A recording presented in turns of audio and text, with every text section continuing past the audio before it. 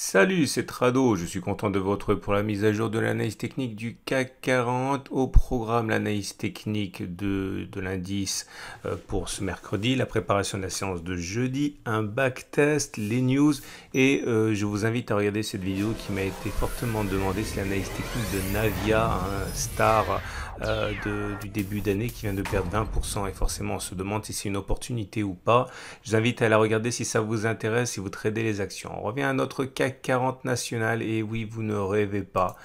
1,11% après avoir déjà progressé de 0,4% la veille et surtout de 2% l'avant-veille. On se demande ce qui pourrait bien arrêter le CAC 40 maintenant. En tout cas, les nouvelles ont en grande partie justifié cette progression puisque non seulement les chiffres de l'inflation aux États-Unis se sont révélés moins inquiétantes que prévu. Certes, il y a une augmentation des prix, mais c'est essentiellement dû à l'énergie. Et on a également le fait que les statistiques d'activité s'avèrent meilleures que prévu dans beaucoup de zones géographiques, allant dans le sens de ce qu'a déjà dit l'OCDE. Donc forcément, on se remet en mode plein nord. Et voilà où on en est. On voit que tout ce qui a été confirmé hier par justement la bougie de confirmation de la séance de la veille, c'est un peu compliqué, a été à nouveau confirmé aujourd'hui. Clairement, la bougie du 8 mars avait signé de très nombreux de petites victoires pour les haussiers, que ce soit la conquête de la résistance journalière des 5872 qui a maintenant changé de polarité en devenant support, que ce soit le haut du canal noir, que ce soit également je ne me rappelle plus, mais en tout cas, on a bien effectivement... Ah oui, pardon, et la clôture au-dessus de la bande de Bollinger. Et donc, évidemment, suite à la confirmation du 9 mars, on est ravi de voir le 10 mars que, effectivement, il y a quelque chose qui se passe au niveau de la hausse. Le support journalier est maintenant l'élément le plus important que les traders regardent, puisque en cas de retour sur cette zone, beaucoup de traders aussi risquent de vouloir rentrer. On en reparlera plus tard. On a également créé un canal vert ici ascendant à la pente assez improbable et qui fait que la tenue dans ce canal ne peut pas durer indéfiniment. C'est plus la pente est raide et plus cela impose un effort important. En tout cas, pour l'instant, c'est extrêmement haussier. Et regardez le gap Covid 5913-5995 qui se réduit à présent à peau de chagrin. C'est surprenant. Autant la résistance hebdomadaire qu'on a déjà mentionnée, je vais la faire figurer parce que j'ai oublié, autant la résistance hebdomadaire que l'on avait fait figurer la fameuse résistance Covid a mis des semaines et des semaines à être vaincu en brèche, autant ce gap là est en train de se faire dévorer à la vitesse grand V et il ne reste quasiment plus rien de ce gap. Je vais quand même le mettre parce que je vous ai expliqué que c'était un repère à baissier, donc peut-être qu'il se retranche dans les tout dernier point de gap, mais en tout cas il n'est pas comblé pour l'instant, mais il en reste plus vraiment grand chose. Bon, je l'ai mal tracé, mais vous avez compris. Donc maintenant, si on regarde les éléments de chandelier japonais de price action, on voit qu'une fois de plus on a une belle bougie. Elle serait malhonnête de vouloir voir là-dedans une alerte baissière. Une clôture quasiment sur les plus hauts, petite mèche basse, grand corps vert, c'est extrêmement favorable. D'autant que l'Aiki Nashi est également relativement favorable. Et regardez, vous entendez cet oiseau derrière, ça s'appelle un kookaburra, ça fait un potin incroyable, c'est un très bizarre oiseau. Et on dirait que ça rigole en fait, ça fait le bruit d'une hyène. Je referme ma parenthèse. Et regardez en Aiki Nashi, je le disais, c'est une bougie qui est haussière parce qu'elle est verte et qu'il n'y a pas de mèche basse. Mais la mèche est un petit peu longue pour témoigner de la même puissance que la bougie Aiki Nashi de la veille où la mèche haute était plutôt petite. En tout cas, c'est sûrement pas une bougie baissière. Et on le sait, on l'a dit, le three line break continue d'enquiller des blocs verts et on sait que c'est totalement compatible, congruent avec les statistiques qu'on a déjà moult fois backtestées. On revient au chandelier japonais et ces mêmes chandeliers japonais indiquent que l'on vient de clôturer une fois de plus au-dessus de la bande Bollinger supérieure. Alors, beaucoup de choses à dire à ce niveau et ça va d'ailleurs faire l'objet du backtest du jour. Alors, c'est parti. Comme vous pouvez le voir, quand on regarde les bandes de Bollinger, on vient d'avoir quelque chose qui arrive assez rarement, hein, puisque vient d'avoir une troisième clôture au-dessus de la bande Bollinger. On a vu hier dans le backtest qu'il était probable que l'on ait cette clôture au-dessus de la bande de Bollinger, mais maintenant ça commence à faire peut-être un peu beaucoup. 3 clôtures au-dessus de la Bollinger supérieure. Peut-on espérer que demain, jeudi, on clôture au-dessus de la bande de Bollinger encore une fois? Attention, ça ne veut pas dire nécessairement progresser, on peut aussi baisser un petit peu. Le temps que la Bollinger monte, on peut rester au-dessus. Mais en tout cas, est-ce qu'on peut espérer faire un T4? Alors, j'ai backtesté pour vous. Et je vous rappelle que tous mes backtests sont valables pour tout et actions, forex, crypto et sur toutes les unités de temps par défaut. Maintenant, il est très important que vous backtestiez sur ceux que vous envisagez de trader parce que ce qui est vrai en général, il y a toujours des exceptions et vous ne voulez pas parier sur un scénario qui est perdant historiquement, hein. Donc c'est important de mettre les mains dans le cambouis. Moi, je vous apprends comment je bosse. À vous aussi de travailler. Alors, on va donc regarder ce qui se passe. Le test sera réputé réussi si on fait un T4. Le test sera réputé perdant si on réintègre.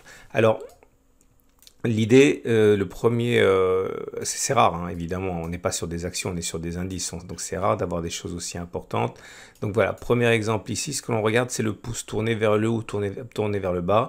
Tourné vers le haut, ça veut dire qu'on a bien fait notre quatrième clôture au-dessus de la bande de Bollinger, donc c'est un succès. Je vous montre ici simplement un échec, après ça va défiler, vous allez comprendre pourquoi. Donc ça fait une clôture, 2 clôtures, 3 clôtures, la quatrième s'est faite entre la Bollinger inférieure et la Bollinger supérieure, donc c'est un échec. Et on déroule, un échec, un nouveau succès, un échec, un succès, un échec, 2 échecs supplémentaires, un succès, un échec, encore un échec, un succès, un échec. Encore un échec, encore un succès, encore un succès, encore un succès,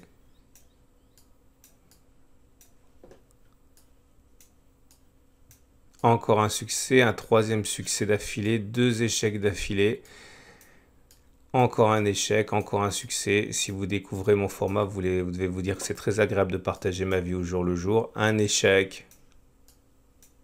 Un deuxième échec, un troisième échec, un succès, un échec, un échec, 3, 4 succès d'affilée, 5 succès d'affilée, encore un succès, un échec. Et là, en fait, vous remarquerez que je me suis laissé emporter à 36 occurrences parce qu'en fait, au bout de 30, j'avais, et un peu plus même au-delà et même avant, j'avais exactement le même nombre d'échecs que de réussites. Autrement dit, 50% de chances de clôturer au-dessus, 50% de chances de clôturer en dessous. Ça veut dire effectivement que c'est pas parce qu'on a beaucoup augmenté qu'il faut nécessairement se dire que ça va corriger fortement. Et deuxième chose, petit aparté, j'ai reçu beaucoup de messages très sympas auxquels j'ai pas répondu parce que c'était sur YouTube en fait, mais disant non, t'inquiète pour les backtests qui fonctionnent pas, nous on veut bien les avoir parce qu'en fait ça nous évite d'aller faire des recherches dans des directions qui sont stériles et donc du coup j'ai eu des demandes me demandant de mettre justement les backtests qui ne fonctionnent pas parce que c'est tout aussi finalement intéressant parce que 1, ça vous évitera de refaire le même backtest sur 30 occurrences et 2, si vous voyez que ça se joue à pas grand chose, vous pouvez simplement les améliorer, les modifier si vous avez des intuitions. Donc j'ai décidé à partir de maintenant d'également mettre les backtests qui ne fonctionnent pas si ils ont un potentiel quand même assez intéressant. Bref, ça nous arrange pas pour ces 50% et donc là je suis allé un petit peu plus loin, je me suis dit bon, ok, on a une chance sur 2 de clôture au-dessus de la bande de Bollinger supérieure, mais maintenant quand ça corrige, qu'est-ce qu'on peut faire quand ça corrige? Est-ce qu'on peut gagner de l'argent en trouvant des récurrences? Et j'ai regardé, une fois que l'on avait fait le T3, s'il était plus probable de prendre le niveau de la clôture du T3 jusqu'au plus bas du T1. Donc là, ça fait 3,2. Clairement, est-ce qu'il est plus probable de redescendre jusqu'à moins 3,2 ou alors de faire 3,2 mais dans l'autre sens, dans le sens du positif. Bref, j'ai refait un backtest. Bon, pareil, hein, ça m'a pris pas mal de temps, mais je pense que ça vaut la peine. Est-ce qu'il est plus probable qu'on fasse moins 3,2 ou alors plutôt 3,2? Dash n'aime pas quand je parle de baisse. Et à partir de là, j'ai refait, mais je ne vais pas vous le refaire au ralenti. Vous pouvez vous repasser la vidéo au ralenti une deuxième fois si vous voulez, sinon ça va faire trop long pour ceux qui bossent le matin.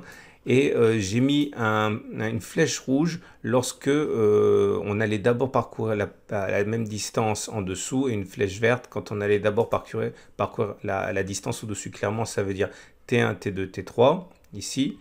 Est-ce qu'on a d'abord fait, regardez, moins 4,15, ou est-ce qu'on est d'abord monté de 4,15? Alors, c'est donc là, est-ce qu'on a d'abord fait moins 4,37, pardon, ou est-ce qu'on a fait plus 4,37? Et comme vous pouvez le voir, hein, on a fait d'abord moins 4,37 avant de faire plus 4,37. Donc ça, c'est une flèche vers le bas. Je vous montre une flèche vers le haut, simplement pour que vous compreniez. Donc là, c'est une flèche vers le bas, une flèche vers le bas. Et vous voyez où je veux en venir. Encore une flèche vers le bas. Voilà, une flèche vers le haut. Ici, vous voyez. Donc la T1, T2, T3. Est-ce qu'on a d'abord fait moins 0,80 ou plus 0,80? On a d'abord fait plus 0,80, donc je mets une flèche vers le haut. Et là, on arrive à un truc assez intéressant parce que c'est uniquement 14 flèches vers le haut et 22 flèches vers le bas. Autrement dit, vous avez 61% de parcourir d'abord la distance qui correspond au sud, alors que c'est seulement 39% dans la distance vers le nord. Et ça, à mon avis, ça devrait vous chatouiller les oreilles parce que, bref, voilà, on est en plein dedans, hein, c'est ce qui est en train de se passer actuellement. Alors, les autres éléments techniques, la moyenne mobile à 20 jours, elle est là. Elle est ascendante, la tendance générale, elle est haussière. Je vais cacher les trucs parce qu'on voit que dalle. La moyenne mobile à 7 jours, elle est haussière, donc la tendance de court terme est haussière. La moyenne mobile à 50 jours est ascendante, donc la tendance de fond est haussière. La moyenne mobile à 200 est haussière, donc la tendance de long terme est haussière. Au niveau des indicateurs techniques, je voudrais attirer votre attention sur le fait que l'OBV est toujours haussier, c'est-à-dire que lorsqu'on lit les volumes au cours, eh bien, il n'y a pas de divergence baissière, hein. Les volumes montent en même temps que les cours, donc il n'y a pas de loup pour l'instant. Et le RSI repasse en sa zone de surachat, là où le momentum est extrêmement fort, là où c'est dangereux comme de se mettre en face, hein, à très court terme. On va terminer avec l'Ishimoku. Et l'Ishimoku, alors là, franchement, moi j'aime bien l'Ishimoku pour ça, parce que vous voyez, c'est pas une girouette, hein. Quand il dit que c'est haussier, c'est haussier. Et à aucun moment, je l'ai déjà dit, hein, l'Ishimoku a changé d'avis lors des dernières semaines et même lors des petites attaques baissières. Vous voyez, le nuage est toujours ascendant, la Kijun est toujours ascendante, la Tenkan est toujours ascendante au-dessus. Tendance haussière, on termine avec les trades du jour. Alors, les trades du jour, qu'est-ce qu'on fait? Et on peut acheter, bien sûr, mais acheter, c'est un petit peu dangereux en ce sens où les derniers baissiers sont ici. Alors, l'avantage aussi, c'est que si on achète maintenant, on peut faire sauter les stops de tous les baissiers qui ont mis leur stop loss au-dessus du gap Covid, donc il risque d'y avoir une accélération haussière assez violente.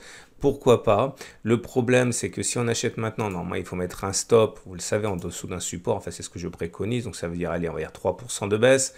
Et là, dès 2, on rencontre cette immense résistance mensuelle. Ok, je vous montre rapidement le graphe mensuel. Vous voyez, vous allez comprendre tout de suite.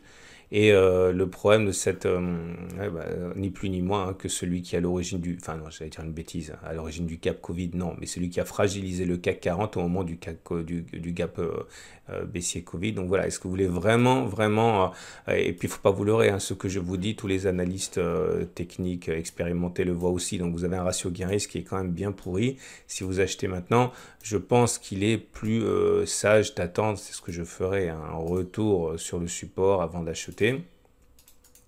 Ou alors éventuellement spéculer à la baisse, mais là on peut envisager que c'est comme les boîtes, c'est comme les boîtes, les poupées russes, hein, il y a tout et ce qui est dit en creux et également en relief. Si on attend que ça remonte un petit peu, je ne pense pas qu'on arrivera tranquillement à transpercer cette résistance mensuelle. Si on met un stop à 2,8 par exemple et qu'on vise un retour sur le support journalier, c'est pas mal du tout. À titre personnel, j'envisage totalement de le faire aussi, hein. Donc si je vois qu'on s'approche dangereusement de la zone rouge, demain, enfin qu'on touche la zone rouge, je spéculerai à la baisse sur ça. Voilà, j'espère que ça vous a été utile.